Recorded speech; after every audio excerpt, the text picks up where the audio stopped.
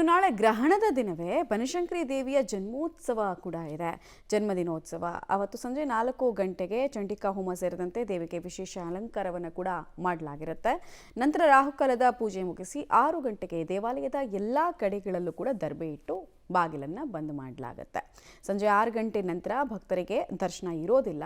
ಹೀಗಾಗಿ ಅಲ್ಲಿ ಯಾವ ರೀತಿ ವ್ಯವಸ್ಥೆಯನ್ನು ಭಕ್ತಾದಿಗಳಿಗೆ ಮಾಡಿಕೊಳ್ಳಲಾಗಿದೆ ಅನ್ನೋದರ ಡೀಟೇಲ್ಸ್ನೇ ನೋಡ್ಕೊಂಡು ಬರೋಣ. ಸೆಪ್ಟೆಂಬರ್ 7ನೇ ತಾರೀಕು ಭಾನುವಾರ ರಕ್ತಚಂದ್ರ ಗ್ರಹಣ ಇದೆ.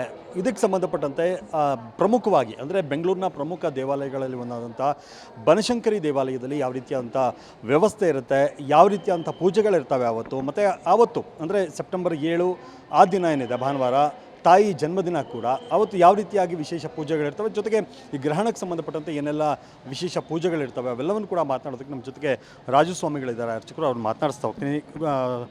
ರಾಜು ಸ್ವಾಮಿಗಳೇ ನಮಸ್ಕಾರ. ಅಂದರೆ ಭಾನುವಾರ ತಾಯಿಯ ಹುಟ್ಟಿದ ದಿನ, ಜೊತೆಗೆ ಚಂದ್ರಗ್ರಹಣ ಕೂಡ ಬಂದಿದೆ, ಏನು ಹೇಳ್ತೀರಿ? ಅದು ರಾಹುಗ್ರಸ್ತ ಚಂದ್ರಗ್ರಹಣದ ಸಮಯ ರಾತ್ರಿ 9:56 1:27 ನಡೆಯುತ್ತೆ. ಇದಕ್ಕೆ 6 ಗಂಟೆಗಳ ಮುಂಚಿತವಾಗಿ ಗ್ರಹಣದ ನಿಮಿತ್ತ ಯಾವುದೇ ಪೂಜೆ ಪುನಸ್ಕಾರಗಳಾಗಲಿ ನೈವೇದ್ಯಗಳಾಗಲಿ ಇರೋದಿಲ್ಲ. ಆದ್ದರಿಂದ ದೇವಿಗೆ ಪ್ರಾತಃ ಕಾಲದಲ್ಲಿ ಅಮ್ಮನವರ ಜನ್ಮೋತ್ಸವ ಕಾರ್ಯಕ್ರಮದ ಪ್ರಯುಕ್ತವಾಗಿ ಪ್ರಾತಃ ಕಾಲ ಪಂಚಾಮೃತಾಭಿಷೇಕ, ವಿಶೇಷವಾದಂಥ ಹೋಮ ಹವನಾದಿಗಳೆಲ್ಲ ಆದ ನಂತರ ಅನ್ನದಾನ ಮಹಾಪೂಜೆಗಳೆಲ್ಲ ನಡೆಯುತ್ತೆ.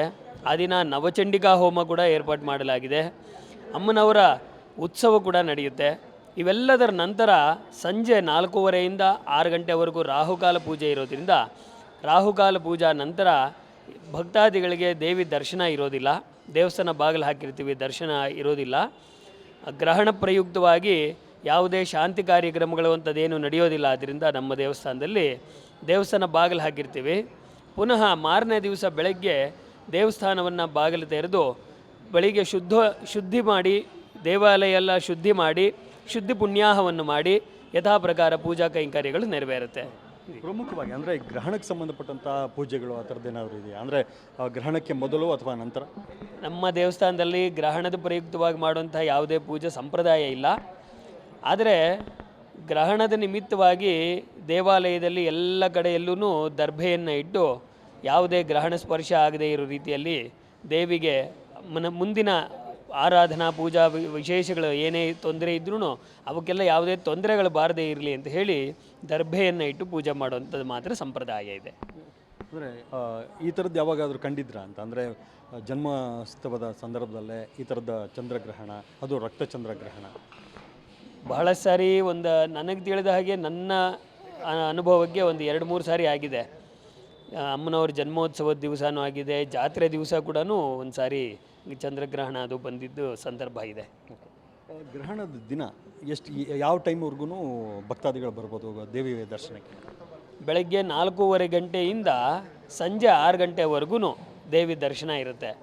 ಸಂಜೆ ರಾಹುಕಾಲ ಪೂಜೆ ಇರೋದರಿಂದ 4:30 6 ಗಂಟೆ ರಾಹುಕಾಲ ಪೂಜೆ ಆದ ನಂತರ ದೇವಸ್ಥಾನವನ್ನು ಬಾಗಿಲು ಹಾಕಲಾಗುತ್ತೆ. ಆಮೇಲೆ ದರ್ಶನ ಇರೋದಿಲ್ಲ. ಬೆಳಗಿನ ದಿನ ಅಂದರೆ ಗ್ರಹಣ ಎಲ್ಲ ಮುಗಿದ ನಂತರ ಎಷ್ಟು ಗಂಟೆಗೆ ಶುರುವಾಗುತ್ತೆ ದರ್ಶನ? ಗ್ರಹಣ ಮುಗಿದ ನಂತರ ಮಾರನೇ ದಿವಸ ಬೆಳಗ್ಗೆ ಯಥಾ ಪ್ರಕಾರ 5 ಗಂಟೆಗೆ ದೇವಸ್ಥಾನ ಬಾಗಿಲು ತೆಗಿತೀವಿ. ಎಲ್ಲ ಶುದ್ಧ ಪುಣ್ಯಾಹ ದೇವಾಲಯ ಎಲ್ಲ ಶುದ್ಧಿ ಮಾಡಿ ನಂತರದಲ್ಲಿ ವಿಶೇಷ ಪೂಜೆಗಳು ಆ ದಿನದ ಕೈಂಕರ್ಯಗಳೆಲ್ಲ ನಡೀತಾ ಹೋಗುತ್ತೆ. ಇದು ಬನಶಂಕರಿ ದೇವಾಲಯದ ಅರ್ಚಕರಾದಂಥ ರಾಜು ಸ್ವಾಮಿಗಳು ಹೇಳ್ತಾರಂತ. ಕ್ಯಾಮ್ರಾ ಪರ್ಸನ್ ಸಚಿನ್ ಜೊತೆಗೆ ಮಾದೇಶ್ ಆನೇಕಲ್, ಪಬ್ಲಿಕ್ ಟಿವಿ, ಬೆಂಗಳೂರು.